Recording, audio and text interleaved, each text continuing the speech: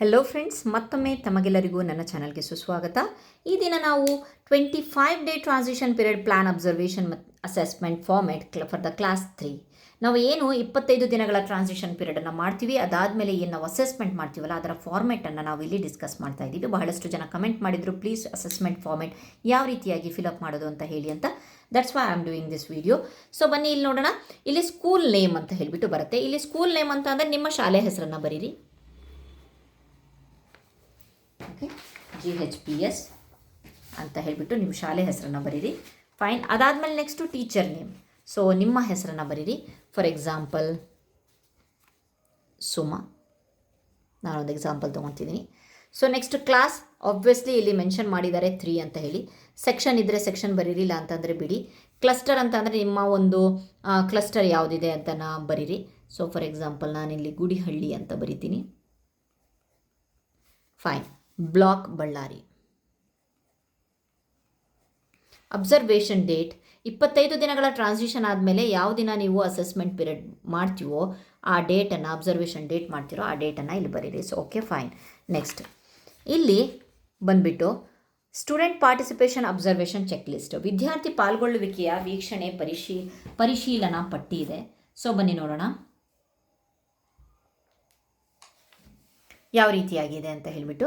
So ಇಲ್ಲಿ ಮೊದಲನೇದಾಗಿ students participate, ಇಲ್ಲಿ ಅದಕ್ಕಿಂತ ಮುಂಚೆ ADNS ಅಂತ ಅಂದರೆ ಏನು ಅಂತ ಹೇಳಿಬಿಟ್ಟು ಹೇಳ್ತೀನಿ. ಎ ಅಂತ ಅಂದರೆ ಏನು? ಎ ಅಂತ ಅಂದರೆ ಪರ್ಫಾರ್ಮ್ಸ್ ದ ಲರ್ನಿಂಗ್ ಅಚೀವ್ಡ್ ಅಂತ ಹೇಳಿ. Performs the learning outcome independently and confidently. ಒಂದು ವೇಳೆ ಆ ಮಗು ಕಲಿಕೆಯ ಫಲಿತಾಂಶವನ್ನು ಸ್ವತಂತ್ರವಾಗಿ ಆತ್ಮವಿಶ್ವಾಸದಿಂದ ನಿರ್ವಹಿಸ್ತಿದ್ರೆ ನಾವು ಇಲ್ಲಿ ಎಯನ್ನು ಮೆನ್ಷನ್ ಮಾಡ್ತೀವಿ. ಸೊ ಡೆವಲಪಿಂಗ್, ಡಿ ಅಂತ ಅಂದರೆ developing, perform with some support or occasionally efforts. So ಕೆಲವು ಬೆಂಬಲ ಜೊತೆಗೆ ಅವನು ಕಲಿತಾ ಇದ್ದಾನೆ, ಸ್ವಲ್ಪ ಸಾಂದರ್ಭಿಕ ದೋಷಗಳೊಂದಿಗೆ ಅದನ್ನು ಮಾಡ್ತಾ ಇದ್ದಾನೆ ಅಂತ ಅಂದರೆ ನಾವು ಒಕೇಶನಲಿ ಎರರ್ಸ್ ಅಂತ ಹೇಳಿ ಕೊಡ್ತೀವಿ. ಸ್ವಲ್ಪ ಅವಾಗ ತಪ್ಪನ್ನು ಮಾಡ್ತಾನೆ, ಬಟ್ ಪರವಾಗಿಲ್ಲ, ಒಂದು ಇಂಪ್ರೂವ್ಮೆಂಟ್ಸ್ ನಡೀತಾ ಇದೆ ಅಂತಾಗ. ನೆಕ್ಸ್ಟ್ NS ಅಂತ ಅಂದರೆ ನೀಡ್ ಸಪೋರ್ಟ್ ಅಂತ ಅಂದರೆ requires continuous guidance and practice, ನಿರಂತರವಾದ ಮಾರ್ಗದರ್ಶನ ಮತ್ತು ಅಭ್ಯಾಸದ ಅಗತ್ಯತೆ ಇದ್ದೇ ಇದೆ ಅಂತ ಅಂದರೆ ನಾವು NSಗೆ ನಾವು ಇಲ್ಲಿ ಟಿಕ್ ಮಾಡ್ತೀವಿ. ಓಕೆ, ಟಿಕ್ ಮಾಡಿದ್ರೆ ಸಾಕು. ಸೊ ಇದನ್ನು ನಾನು ಒಂದು ಸ್ವಲ್ಪ ಕನ್ನಡದಲ್ಲಿ ಎಕ್ಸ್ಪ್ಲೇನ್ ಮಾಡ್ತೀನಿ, ಟ್ರಾನ್ಸ್ಲೇಟ್ ಮಾಡಿ ಹೇಳಿಬಿಡ್ತೀನಿ, ನಿಮಗೆ ಈಸಿ ಆಗುತ್ತೆ ಅಂತ ಹೇಳಿಬಿಟ್ಟು. ಇಲ್ಲಿ ಏನು ಕೊಟ್ಟಿದ್ದಾರೆ, student participate actively in the greeting and the conversation activity. So ಇದೇ ಒಂದು ಇದನ್ನು ನಾನು ಕ್ಲಾಸ್ 2ಗೆ ಮಾಡಿ ಆಲ್ರೆಡಿ ನಾನು ಇಲ್ಲಿ ಅಪ್ಲೋಡ್ ಮಾಡಿದ್ದೀನಿ ನನ್ನ ಚಾನಲಲ್ಲಿ, ನೀವು ನೋಡ್ಬೋದು. ಸೊ ಈಗ ಬನ್ನಡ ಕ್ಲಾಸ್ 3ಯಲ್ಲಿ ನೋಡೋಣ. ಇಲ್ಲಿ students participate actively in the greeting and conversation activities ಅಂತಂದರೆ ವಿದ್ಯಾರ್ಥಿ ಶುಭಾಶಯ ಕೋರುವ ಮತ್ತು ಸಂಭಾಷಣೆಯ ಚಟುವಟಿಕೆಯಲ್ಲಿ ಸಕ್ರಿಯವಾಗಿ ಭಾಗವಹಿಸ್ತಿದ್ದಾನೆ. ಓಕೆ, ಅಚೀವ್ಡ್ ಈ ಒಂದು ಅಬ್ಸರ್ವೇಷನನ್ನು. ಸೊ ಇದು ಲರ್ನಿಂಗ್ ಔಟ್ಕಮ್ಸ್ ಅಲ್ಲ, ಮತ್ತೊಂದ್ಸಲ ಹೇಳ್ತಿದ್ದೀನಿ, ಇದು ಯಾವುದೇ ಕಲಿಕಾ ಫಲಗಳಲ್ಲ. ನೀವೇನು ಅಬ್ಸರ್ವೇಷನ್ ಮಾಡ್ತಾ ಇದ್ದಾರಲ್ಲ ಅದಕ್ಕೆ ಸಂಬಂಧಪಟ್ಟಂತೆ ನೀವೇನು ಅಬ್ಸರ್ವ್ ಮಾಡಿದ್ದೀರ ಮಗುವಿನಲ್ಲಿ ಅಂತ. Student listen when others are speaking, ಬೇರೆ ವಿದ್ಯಾರ್ಥಿಗಳು ಮಾತಾಡ್ತಿರುವಾಗ ಕೇಳಿಸ್ಕೊಳ್ತಾನೆ ಗಮನವಿಟ್ಟು. Students wait for their turn to speak, ತನ್ನ ಒಂದು ಟರ್ನ್ ಬರೋವರೆಗೂ ವೇಟ್ ಮಾಡ್ತಾನೆ, ಕಾಯ್ತಾನೆ ಅವನು. Students use the newly learned vocabulary in speaking, ಅವನು ಏನು ಕಲ್ತಿದ್ದಾನಲ್ವಾ ಶಬ್ದ ಭಂಡಾರ, ಹೊಸ ಪದಕೋಶಗಳನ್ನು ಅವನು ಮಾತಾಡ್ತಿರುವಾಗ ಯೂಸ್ ಮಾಡ್ತಾನೆ. ಸೊ ಚೆನ್ನಾಗಿ ಅಚೀವ್ಡ್ ಆಗಿದ್ರೆ okay. Students correctively identify and reproduce syllabic words, ಅವನೇನು ಮಾಡ್ತಾನಪ್ಪ ಅಂತ ಅಂದರೆ ಈ ಒಂದು ಸಿಲಾಬಿಕ್ ಸೌಂಡ್ಸ್ಗಳನ್ನು ಸರಿಯಾಗಿ ಗುರುತಿಸ್ತಾನೆ, ಅಷ್ಟೇ ಅಲ್ಲದೆ ಅವನು ಅದನ್ನು ಹೇಳ್ತಾನೆ. ಸೊ ಸ್ವಲ್ಪ ಓಕೆ, ಡೆವಲಪಿಂಗ್ ಅಂತ ಅಂದರೆ okay. Next students perfect confidently participate confidently in the rhymes and recitation. ನಾವೇನು ಹೇಳ್ಕೊಟ್ಟಿರ್ತೀವಲ್ಲ ಅಭಿನಯ ಗೀತೆಗಳಲ್ಲಿ ಆತ್ಮವಿಶ್ವಾಸದಿಂದ ಆನಂದದಿಂದ ಅವನು ಆ್ಯಕ್ಟಿವ್ ಆಗಿ ಪಾರ್ಟಿಸಿಪೇಟ್ ಮಾಡಿದ್ರೆ ಅಚೀವ್ ಆಗಿದ್ರೆ achieve. Students express ideas about stories and characters, ಅದೇನು ಕಥೆಗಳು ಕೇಳಿರ್ತಾರೆ ಆಮೇಲೆ ಪಾತ್ರಗಳ ಬಗ್ಗೆ ತಮ್ಮ ಆಲೋಚನೆಗಳನ್ನು ಅವರು ವ್ಯಕ್ತಪಡಿಸಿದ್ರೆ okay. Students recognise letters, sounds and sight words while reading, ಅಷ್ಟೇ ಅಲ್ಲದೆ ಅವರು ಏನು ಓದ್ತಾ ಇರುವಾಗ ಅಕ್ಷರಗಳನ್ನು, ಸೌಂಡ್ಸ್ಗಳನ್ನು ಮತ್ತು ಸೈಟ್ ವರ್ಡ್ಸ್ಗಳನ್ನು ಗುರುತಿಸಿದ್ರೆ ಓಕೆ. ಎಲ್ಲ ಮಗು ಇದೇ ರೀತಿಯಾಗಿರುತ್ತೆ ಅನ್ನಲ್ಲ, ಬೇರೆ ಮಗು ಬೇರೆ ಆಗಿರುವಂಥ ರಿಸಲ್ಟ್ ಬರುತ್ತೆ ನಿಮಗೆ. ಅವರು ಅಬ್ಸರ್ವೇಷನ್ ಅದಕ್ಕೆ ಹೇಳ್ತಿರೋದು. ಇದೇನು 30 ದಿನದ ಟ್ರಾನ್ಸಿಷನ್ ಪೀರಿಯಡಲ್ಲಿ ಆ ಮಗುವನ್ನು ಕರೆಕ್ಟಾಗಿ ಅಬ್ಸರ್ವ್ ಮಾಡಿರ್ತೀರಾ, ಆ ಅಬ್ಸರ್ವೇಷನಲ್ಲಿ ನೀವು ಇದನ್ನು ಫಿಲಪ್ ಮಾಡಬೇಕಾಗತ್ತೆ. Students read short sentences with the confidence, ಚಿಕ್ಕ ಸಣ್ಣ ವಾಕ್ಯಗಳನ್ನು ಆತ್ಮವಿಶ್ವಾಸದಿಂದ ಅವನು ಓದ್ತಾನೆ. ಓದೋಕ್ಕೆ ಬಂದರೆ ಓಕೆ, ಇಲ್ಲ ಅಂತಂದರೆ ನೀಡ್ ಸಪೋರ್ಟ್ ಮಾಡಿ. ನೀವು ಈ ಮೂರನ್ನು ಸಹ ನಿಮಗೆ ಬಿಟ್ಟಿದ್ದು, ನಾವಿಲ್ಲಿ ಮಾಡ್ತಿದ್ದೀವಲ್ಲ ಅದನ್ನು ಫಿಲಪ್ ಮಾಡಬೇಡಿ, ಅದಕ್ಕೆ ಕನ್ನಡದಲ್ಲಿ ಎಕ್ಸ್ಪ್ಲೇನ್ ಮಾಡ್ತಾ ಇರೋದು. ಸೊ ನಿಮ್ಮ ಮಗು ಯಾವ ಹಂತದಲ್ಲಿದೆ ಅನ್ನೋದು ನಿಮಗೆ ಗೊತ್ತುಂಟು. ಸೊ ಹಾಗಾಗಿಬಿಟ್ಟು ಈ ಮೂರು ಒಂದು ಅಬ್ಸರ್ವೇಷನ್ ಕೀಸಲ್ಲಿ ಯಾವುದು ನಿಮಗೆ ಆ ಮಗುಗೆ ಸೂಟ್ ಆಗುತ್ತೋ ಅದನ್ನು ನೀವು ಫಿಲಪ್ ಮಾಡಬೇಕಾಗಿರೋದು. Okay fine. Next, students write simple sentences using clues and punctuation. ಅಲ್ಲಿ ಕೆಲವೊಂದು ಸುಳಿವು ಕೊಟ್ಟಿರ್ತಾನೆ, ಅದನ್ನು ಮತ್ತು ಲೇಖನ ಚಿಹ್ನೆಗಳನ್ನು ಬಳಸ್ಕೊಂಡು ಮಗು ಸಿಂಪಲ್ ಸೆಂಟೆನ್ಸನ್ನು ಬರೀತಾನ. ಓಕೆ, ಬರೆದ್ರೆ ಓಕೆ, ಅದರ್ವೈಸ್ ಇಲ್ಲ. Next, student show interest and enjoyment in the activities. ಆಸಕ್ತಿ ಮತ್ತು ಆನಂದದಿಂದ ಚಟುವಟಿಕೆಗಳಲ್ಲಿ ಭಾಗವಹಿಸ್ತಾನೆ. Next, students interact positively with peers during group activities. ಗುಂಪು ಚಟುವಟಿಕೆಗಳಲ್ಲಿ ತನ್ನ ಫ್ರೆಂಡ್ಸ್ ಜೊತೆಗೆ ಪಾಸಿಟಿವ್ ಆಗಿ ಸಂವಹನ ಮಾಡ್ತಾ ಇದ್ದಾನೆ, ಅಂದರೆ ತುಂಬ ಚೆನ್ನಾಗಿದ್ದಾನೆ ಅಂತ ಅಂದರೆ ಸೊ ಮಾಡ್ತೀರಾ, ಅಚೀವ್ ಮಾಡಿದ್ದಾನೆ. Okay fine. ನೆಕ್ಸ್ಟ್, ಸೊ ಅದಾದಮೇಲೆ next informal assessment rubrics of the English ಭಾಷೆಯ ಅನೌಪಚಾರಿಕ ಮೌಲ್ಯಮಾಪನ ರೂಬ್ರಿಕ್ಸ್. ಇದು ಅಬ್ಸರ್ವೇಷನ್ ಆದರೆ ಇಲ್ಲಿ ರೂಬ್ರಿಕ್ಸ್ ಬಂತು. ಈಗ ನಾವು ಎ ಮತ್ತು ಬಿ ಅನ್ನು ಕೊಟ್ಟಿದ್ದಾನೆ. ಇಲ್ಲಿ ಲರ್ನಿಂಗ್ ಔಟ್ಕಮ್ಸ್ ಕೊಟ್ಟಿದ್ದಾರೆ 10, ಎ ಮತ್ತು ಬಿ. ನಮಗೆ ಗೊತ್ತುಂಟು, ನಾವು ಪೂರ್ವ ಪರೀಕ್ಷೆ ಮತ್ತು ಸಾಫಲ್ಯ ಪರೀಕ್ಷೆಯಲ್ಲಿ ಪೂರ್ವ ಪರೀಕ್ಷೆಯಲ್ಲಿ ಮಗು ಎಲ್ಲವೂ ಆ ಒಂದು ಕ್ವಶನ್ ಆ ಲರ್ನಿಂಗ್ ಔಟ್ಕಮನ್ನು ಕರೆಕ್ಟಾಗಿ ಬರೆದಿದ್ರೆ, ತಪ್ಪಿಲ್ದಂಗೆ ಬರೆದ್ರೆ ಎ ಬರಿತೀವಿ. ಸ್ವಲ್ಪ ತಪ್ಪಿತ್ತು ಅಥವಾ ಭಾಗಶಃ ತಪ್ಪಿತ್ತು ಅಥವಾ ಸಂಪೂರ್ಣ ತಪ್ಪಿತ್ತು ಅಂತಂದರೆ ನಾವು ಬಿ ಮೆನ್ಷನ್ ಮಾಡ್ತಿದ್ವಿ ಅಲ್ವಾ. ಈ ಒಂದು ಮೆಥಡ್ ನಮಗೆ ಗೊತ್ತಿದೆ, ಅದನ್ನೇ ಇಲ್ಲೂ ಫಾಲೋ ಮಾಡೋದು.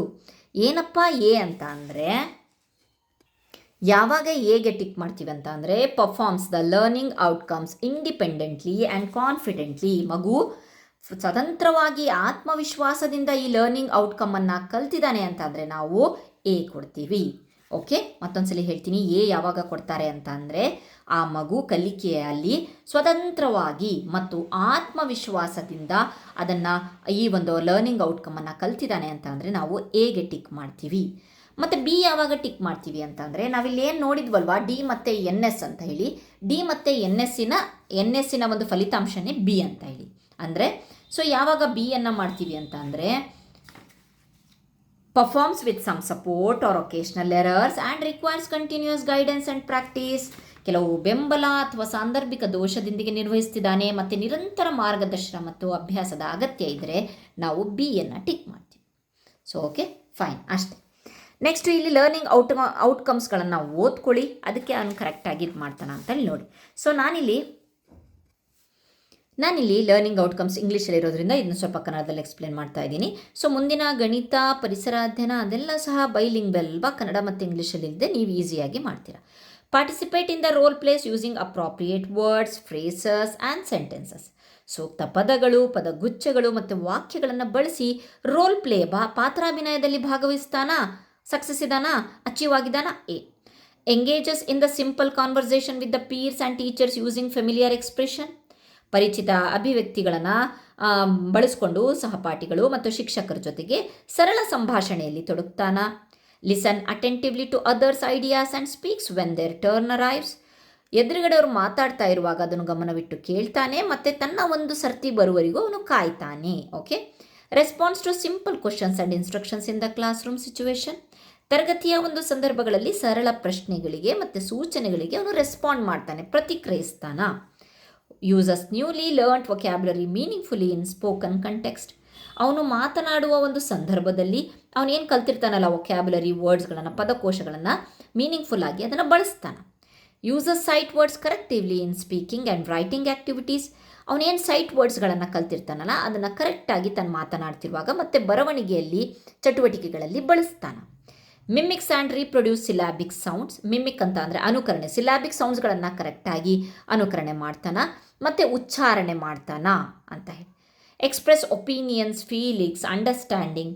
ಕಥೆಗಳು, ಪಾತ್ರಗಳು, ಘಟನೆಗಳ ಬಗ್ಗೆ ತಮ್ಮ ಅಭಿಪ್ರಾಯಗಳನ್ನು, ಭಾವನೆಗಳನ್ನು, ತಿಳುವಳಿಕೆಯನ್ನು ಮೌಖಿಕವಾಗಿ, ಇವೆಂಟ್ ಓರಲಿ ಮೌಖಿಕವಾಗಿ ವ್ಯಕ್ತಪಡಿಸ್ತಾನ. Read short sentences fluently by recognising letters, sounds, vocabulary and sight words. ಅಕ್ಷರಗಳು, ಧ್ವನಿಗಳು, ಪದಕೋಶ, ಪರಿಚಿತ ಪದಗಳನ್ನು ಗುರುತಿಸುವ ಮೂಲಕ ಸಣ್ಣ ವಾಕ್ಯಗಳನ್ನು ಸರಾಗವಾಗಿ ಓದ್ತಾನೆ. Rights 3 to 4 meaningful sentences or a short paragraph on personal experiences using verbal or visual clues, appropriate vocabulary, capitalization and punctuation.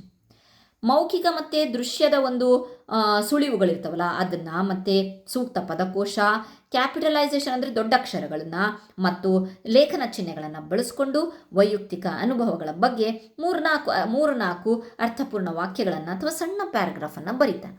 So ಅದನ್ನು ಬರೀತೀವಿ. ಓಕೆ, ಸೊ ಐ ಹೋಪ್ ನಿಮಗೆ ಎ ಮತ್ತು ಬಿ ಯಾವ ರೀತಿಯಾಗಿ ಕೊಡೋದು ಅಂತ ಹೇಳಿಬಿಟ್ಟು ಗೊತ್ತಾಗಿದೆ.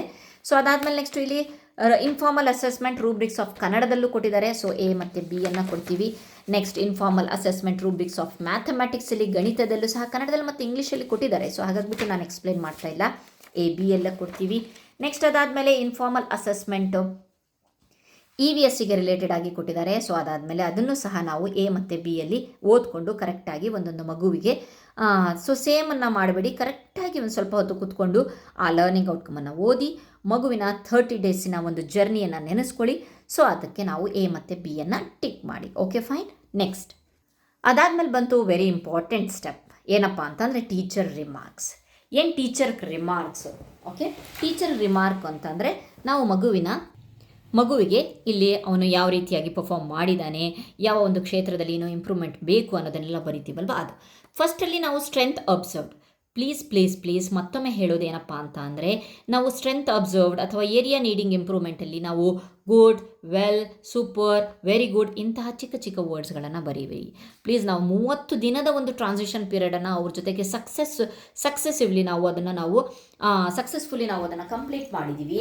ಬಹಳಷ್ಟು ಆ್ಯಕ್ಟಿವಿಟಿ ಮೂಲಕ ಮಾಡಿದ್ದೀವಿ. ಆಮೇಲೆ ಎಷ್ಟೋ ಒಂದು ಚೇಂಜಸ್ ನಾವು ಮಕ್ಕಳಲ್ಲಿ ಕಾಣಿಸ್ತಾ ಇದೆ. ಸೊ ಹಾಗಾಗಿಬಿಟ್ಟು ಅದನ್ನೆಲ್ಲ ಗಮನದಲ್ಲಿಟ್ಕೊಂಡು ಆ ಒಂದು ನಿಮ್ಮ ರಿಮಾರ್ಕ್ ನೀವೇನು ಬರೀತಿರಲ್ಲ ಅದು ಸ್ವಲ್ಪ ಒಂದು ಚಿಕ್ಕ ಫ್ರೇಸಸಲ್ಲಿ ಅಥವಾ ಸೆಂಟೆನ್ಸಲ್ಲಿ ಬರೆಯೋಕ್ಕೆ ಪ್ರಯತ್ನ ಪಡಿ.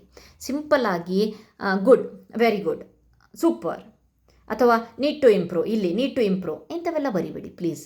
ಸೊ ಆದಷ್ಟು it should be in the sentence only. Simple sentence use ಮಾಡಿ. ಓಕೆ, ಇಲ್ಲಿ ಸ್ಟ್ರೆಂತ್ ಅಬ್ಸರ್ವ್ಡ್ ಅಂತ ಅಂದರೆ participates actively in the class activities. ಆಮೇಲೆ ಇನ್ನೊಂದು ಪಾಯಿಂಟ್ ಏನಪ್ಪ ಅಂತಂದರೆ ಎಲ್ಲ ಮಕ್ಕಳಿಗೂ ಸಹ ಸೇಮ್ ರಿಮಾರ್ಕ್ಸ್ಗಳನ್ನು ಬರಿಬೇಡಿ. ಅವನ 30 ಡೇಸ್ ಜರ್ನಿನ ಗಮನದಲ್ಲಿಟ್ಕೊಂಡು ನೀವು ಈ ಒಂದು ರಿಮಾರ್ಕನ್ನು ಬರೀಬೇಕು. Okay, participate actively in the class activities ಅಂದರೆ ತರಗತಿಯ ಚಟುವಟಿಕೆಯಲ್ಲಿ ಸಕ್ರಿಯವಾಗಿ ಭಾಗವಹಿಸ್ತಾನೆ ಅಥವಾ ಭಾಗವಹಿಸ್ತಾಳೆ. Shows good learning interest and follows instructions well. ಏನು ಕಲಿಕೆಯಲ್ಲಿ ಆಸಕ್ತಿ ತೋರಿಸಿ ಶಿಕ್ಷಕರು ಏನು ಸೂಚನೆ ಕೊಡ್ತಾರಲ್ಲ ಚೆನ್ನಾಗಿ ಪಾಲಿಸ್ತಾನೆ. Friendly and cooperative with the classmates. ತನ್ನ ಸಹಪಾಠಿ ಜೊತೆಗೆ ಒಂದು ಸ್ನೇಹಪರವಾಗಿ ಮತ್ತು ಸಹಕಾರದಿಂದ ವರ್ತಿಸ್ತಾನೆ ಅಥವಾ ವರ್ತಿಸ್ತಾಳೆ. ಇನ್ನೂ ಬಹಳಷ್ಟು ಬರಿಬೋದು. Areas needing improvement. ಅವರ ಒಂದು ಇಂಪ್ರೂವ್ಮೆಂಟ್ ಈ ಜರ್ನಿಯಲ್ಲಿ ಒಂದು ಇಂಪ್ರೂವ್ಮೆಂಟ್ ಇನ್ನೂ ಏನೇನು ಯಾವ್ಯಾವ ಏರಿಯಾದಲ್ಲಿ ಇಂಪ್ರೂವ್ಮೆಂಟ್ ಆಗಬೇಕು. Needs to improve handwriting and neatness. ಕೈಬರಹ ಹ್ಯಾಂಡ್ ರೈಟಿಂಗ್ ಇದೆಯಲ್ಲ ಅದು ಇನ್ನಷ್ಟು ಸುಧಾರಿಸಬೇಕು, ತುಂಬ ಕ್ಲೀನಾಗಿ ಬರಿಬೇಕು.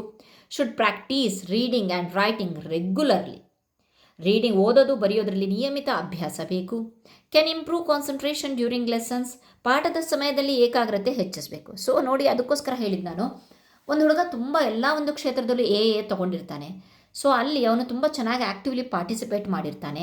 ಆಮೇಲೆ ಎಲ್ಲ ಒಂದು ನಿಮ್ಮ ಒಂದು ಲರ್ನಿಂಗ್ ಔಟ್ಕಮ್ಸಲ್ಲೂ ಅವನು ಸೂಪರಾಗಿ ಅವನು ರಿಸಲ್ಟ್ ತೋರಿಸಿರ್ತಾನೆ. ಅಂಥವನಿಗೆ ನಾವು can improve concentration during lesson ಅಂದರೆ ಅವನು ಪಾಠದ ಸಮಯದಲ್ಲಿ ಏಕಾಗ್ರತೆ ಹೆಚ್ಚಿಸಬೇಕು ಅಂತಂದರೆ already he involved in all the lessons, all the class room activities ಅಂದಾಗ ನಾವು ಇದನ್ನು ಬರೆಯೋಕ್ಕಾಗಲ್ಲ. ಸೊ ಹಾಗೆ ಅದಕ್ಕೋಸ್ಕರ ಹೇಳಿದ್ದು ನಾನು, ಆ ಮಗುವಿನ ಗಮನದಲ್ಲಿಟ್ಕೊಂಡು ನೀವು ರಿಮಾರ್ಕ್ ಬರೀಬೇಕು. ಇದನ್ನೆಲ್ಲ ಬರೆಯೋದು ನೀವು ರಿಮಾರ್ಕಲ್ಲಿ ನೀವು ನಿಮ್ಮ ಸ್ವಂತಕ್ಕೆ ಆ ಮಗುವಿನ ಒಂದು ಜರ್ನಿಯ ಬಗ್ಗೆ ಇಲ್ಲಿ ಬರಿಬೇಕು. ಸೊ ಇದು ಒಂದು ಎಕ್ಸಾಂಪಲ್ ಅಷ್ಟೇ. Take it as example only. Okay, next suggestions for further support. Encourage. ಯಾವ ರೀತಿಯಾಗಿ ಮುಂದಿನ ಒಂದು ಕಲಿಕೆಗಾಗಿ ಯಾವ ಒಂದು ನೀವು ಸಲಹೆ ಕೊಡ್ತೀರಾ ಅಂದರೆ encourage daily reading at home. ಮನೆಯಲ್ಲಿ ಪ್ರತಿದಿನ ಓದುವ ಅಭ್ಯಾಸವನ್ನು ಉತ್ತೇಜಿಸಬೇಕು. Provide regular practice in writing and basic mathematics. ಬರವಣಿಗೆ ಮತ್ತು ಮೂಲಭೂತ ಗಣಿತದಲ್ಲಿ ಅವನು ಒಂದು ವೇಳೆ ಡಲ್ ಇದ್ದರೆ ಅಥವಾ ಯಾವುದಾದ್ರೂ ಬೇರೆ ಒಂದು EVS ಅಲ್ಲಿದ್ದರೆ, ಇಂಗ್ಲೀಷಲ್ಲಿದ್ದರೆ, ಕನ್ನಡದಲ್ಲಿ you can mention the subject here. Okay, next ಅದಾದಮೇಲೆ ಇನ್ನೂ ಬಹಳಷ್ಟು ಬರಿಬೋದು ಸಜೆಷನ್ಸು. ಮಗುವಿನ ಉತ್ತಮ ಪ್ರಯತ್ನಗಳನ್ನು ಮೆಚ್ಚಿ ಪ್ರೋತ್ಸಾಹಿಸಬೇಕು. ಅಂದರೆ appreciate and motivate the child for the good efforts ಅಂತ ಹೇಳಿಬಿಟ್ಟು ಬರಿಬೋದು. Overall reflection of the transition period. Overall reflection ಏನಿದೆ ಎಲ್ಲ ಸಬ್ಜೆಕ್ಟಿಗೆ ಸೇರಿಸಿ excellent, good, satisfactory, need additional support, ಇನ್ನು ಹೆಚ್ಚಿನ ಮಾರ್ಗದರ್ಶನ ಬೇಕು. ಈ ರೀತಿಯಾಗಿ ನಾವು ಟಿಕ್ ಮಾಡಿದ್ರೆ ಓಕೆ, ಗುಡ್ ಇದ್ದರೆ ಗುಡ್. ಓಕೆ, ಸಿಗ್ನೇಚರ್ ಮಾಡಿ class teacher, next head teacher observe in signature, next ಲಾಸ್ಟಿಗೆ ಡೇಟ್ ಮೆನ್ಷನ್ ಮಾಡಿದ್ರೆ ನಮ್ಮ ಈ ಒಂದು 3ನೇ ತರಗತಿಯ ಅಬ್ಸರ್ವೇಷನ್ ಅಸೆಸ್ಮೆಂಟ್ ಫಾರ್ಮೆಟ್ ಕಂಪ್ಲೀಟ್ ಆಗುತ್ತೆ. ಐ ಹೋಪ್ ನಿಮಗೆ ಅರ್ಥ ಆಗಿದೆ ಅಂದ್ಕೊಂಡಿದ್ದೀನಿ. ಒಂದು ವೇಳೆ ಯಾವುದಾದ್ರೂ ಡೌಟ್ ಇದ್ದರೆ ಪ್ಲೀಸ್ ಕಮೆಂಟ್ ಮಾಡಿ ಹೇಳಿ. Thank you.